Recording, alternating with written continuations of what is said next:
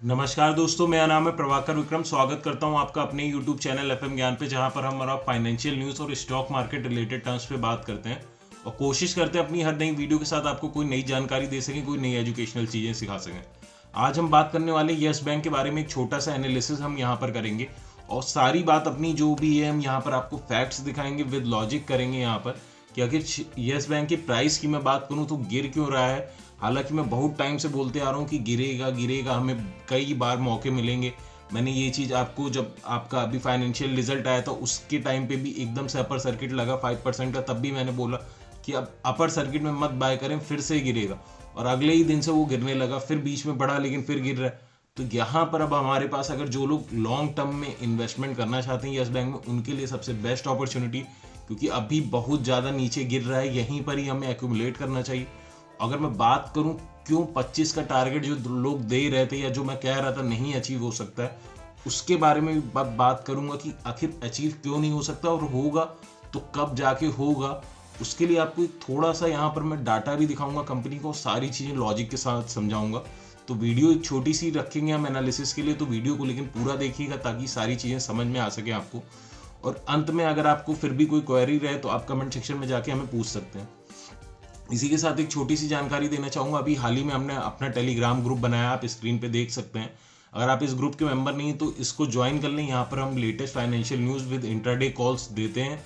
इसका डिस्क्रिप्शन में आपको लिंक मिल जाएगा और कमेंट में भी यहाँ पर मैं आपको लिंक जो है पिन करके दे दूंगा, तो आप जाके इस ग्रुप को ज्वाइन कर लें। तो चलिए हम यहाँ पर आते हैं येस बैंक के बारे में। पहले मैं आपको NSE की वेबसाइट पे लेके आया हूँ, आप देख सकते हैं। अभी जब मैं वीडियो शूट कर रहा हूँ 11:30 बज रहा है, अभी बहुत ज़्यादा टाइम नहीं हुआ है आज के मार्केट के बारे में, फिर भी हम देखते हैं पहले क्या चल रहा है, सीन कैसा है। तो 12 रुपये 25 पैसे के करीब अभी ये चल रहा है, 1.21% की गिरावट देखने को मिली है। अगर मैं बात करूँ प्रीवियस क्लोजिंग यानी कि पिछली क्लोजिंग की, अगर हम इसकी बात करते हैं तो आप देख सकते हैं 12 रुपये 40 पैसे पे क्लोज हुआ था और 12 रुपये 25 पैसे तक आ चुका है, यानी कि 15 पैसे की गिरावट हुई है। अब अगर आज के ओपन और हाई लो की मैं बात करूं, ओपन हुआ था 12 रुपये 45 पैसे पे, यानी कि जो क्लोजिंग प्राइस थी उससे 5 पैसे ज़्यादा पे ओपन हुआ। हाई इसने बनाया 12 रुपये 50 पैसे का, लेकिन इतना ज़्यादा सेलिंग प्रेशर आया इस वजह से फिर वापस गिरने लगा। और लो की अगर मैं बात करूँ 12 रुपये 20 पैसे तक ये गिरा, यानी कि यहाँ पर जो चीज़ मैं लगातार आप लोगों को यहाँ पर नीचे के लेवल पे टारगेट देते आ रहा था कि 12 रुपये 50 पैसे के नीचे जाएगा जाएगा जाएगा, आज वो दिन आ चुका है। आप देख रहे हैं 12 रुपये 20 पैसे तक ये पहुँच चुका है। तो यहाँ पर सबसे बेस्ट टाइम हो सकता है हमें इसको एक्यूमुलेट करने के लिए। और जो मैंने लेवल्स और भी दिए थे 12 रुपये तक भी अभी जाएगा, उसके बाद 12 रुपये और 12 के नीचे जैसे जाए तो आप तुरंत ले सकते हैं। बाकी अभी आप छोटे चंक्स में तो लेना आपके लिए बेनिफिशियल होगा ही होगा अगर आप यहाँ पर इन्वेस्ट करना चाहते हैं। अगर मैं बात करूं बाय क्वांटिटी की तो आप देख सकते हैं 1,70,00,000 से ज़्यादा बाइंग क्वांटिटी हो गई। और यहाँ पर सेलिंग क्वांटिटी की मैं बात करूं 2,01,92,000 के करीब यहाँ पर क्वांटिटी सेल करी जा चुकी है। यानी कि आप देख सकते हैं बाय क्वांटिटी के अलावा अगर हम बात करें सेलिंग प्रेशर का, तो आप खुद देख रहे हैं कितना ज़्यादा यहाँ पर येस बैंक में आज देखने को मिल रहा है, सीधे 2 करोड़ के करीब, जो कि एकदम दुगना के करीब जा रहा है। और अगर मैं बात करूं यहाँ पर अभी टाइम भी बहुत ज़्यादा नहीं हुआ है, 11:30 ही बज रहा है।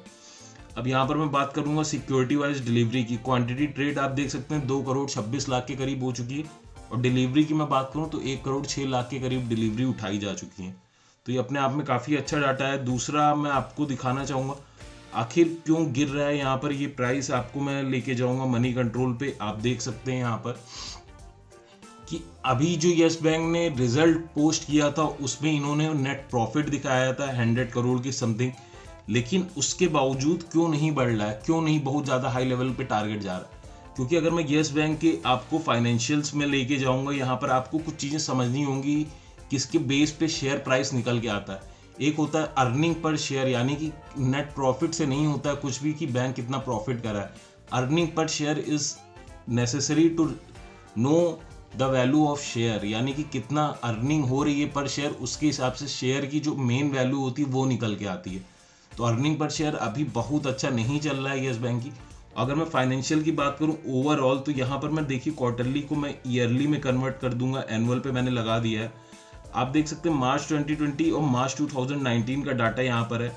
आप देखेंगे तो नेट प्रॉफिट की अगर मैं बात करूँ तो माइनस में चल रही है कंपनी, ठीक है।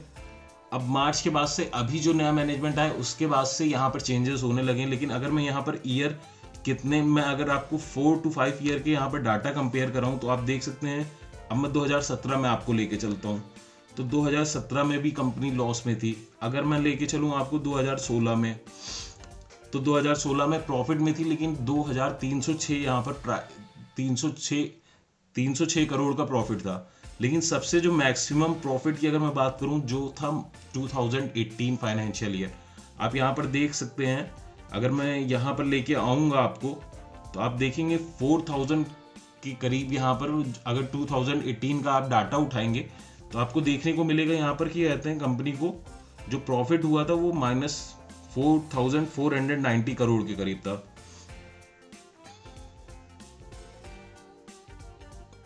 अब जो चीज यहाँ पर आपको मैं समझाने वाला हूँ, ये समझने की बात ये है कि अभी जो इन्होंने नेट प्रॉफिट पोस्ट किया है, यानी कि माइनस यहाँ पर इनको जो नेट प्रॉफिट देखने को मिला है ये पॉजिटिव है, लेकिन खाली 100 करोड़ के समथिंग में है। तो बैंक का प्रॉफिट इतना ज़्यादा बहुत ज़्यादा ये देखने वाली चीज़ नहीं है। अगर यहाँ पर जो मैंने आपको ईयर वाइज डाटा कंपेयर कराए थे, दिखाए थे, जैसे कि यहाँ पर 2000 के करोड़ के करीब भी इन्होंने कभी बिजनेस किया था, उस वक्त शेयर की वैल्यू क्या हुआ करती थी, अगर आप गूगल पे भी जाके करेंगे तो आपको समझ में आ जाएगा। तो अभी मेन चीज़ क्या है, शेयर प्राइस बढ़ सकते हैं, लेकिन आपको समझने वाली चीज़ ये है, एक सबसे बड़ी चीज़, कि अगर जब ये धीरे धीरे जो 100 करोड़ का प्रॉफिट हो रहा है यहाँ पर बैंक को, ये 500 में होगा, फिर 1000 में कन्वर्ट होगा, फिर 1500 में होगा, फिर 2000 करोड़ और फिर 2500 करोड़, फिर जाके कहीं 3.5-4 ऐसे जाएगा। तो जब तक ये 1000 नहीं पार करेगा तब तक तो कम से कम आप 20 के टारगेट को भी ना सोचिए ये टच करने वाला है। तो इसीलिए मैं लगातार कहते आ रहा था कि कम से कम अगर आप यहाँ पर इन्वेस्ट कर रहे हैं तो 2 क्वार्टर अपने दिमाग में लेके चलिएगा कि मुझे देखना पड़ेगा, क्योंकि अभी जो कंडीशन है बैंक की बहुत ज़्यादा क्रिटिकल है। खाली प्रॉफिट होने से, सिचुएशन को टर्न अराउंड करने से कुछ नहीं होगा। जो मेन आप जिसमें प्रॉफिट देखना चाहते हैं वो है शेयर प्राइस की वैल्यू में। तो वो तभी होगा जब मैं यहाँ पर मैं बात करूँ कंपनी का लगभग 1000 करोड़ के करीब अगर वो क्वार्टरली यहाँ पर रिजल्ट लेके आए, और उसके बेस पे क्या हो जाएगा 4000 करोड़ के करीब इनका हो जाएगा ईयरली रिजल्ट। अगर मैं अर्निंग पर शेयर लेके चलूँ सही से 15 रुपीज़ के करीब, यहाँ पर जो पीई रेशियो होता है, पीई होता है प्राइस टू अर्निंग रेशियो, तब जाके कहीं फेयर मार्केट वैल्यू जो है 24 से 25 रुपए के करीब आप आएगी।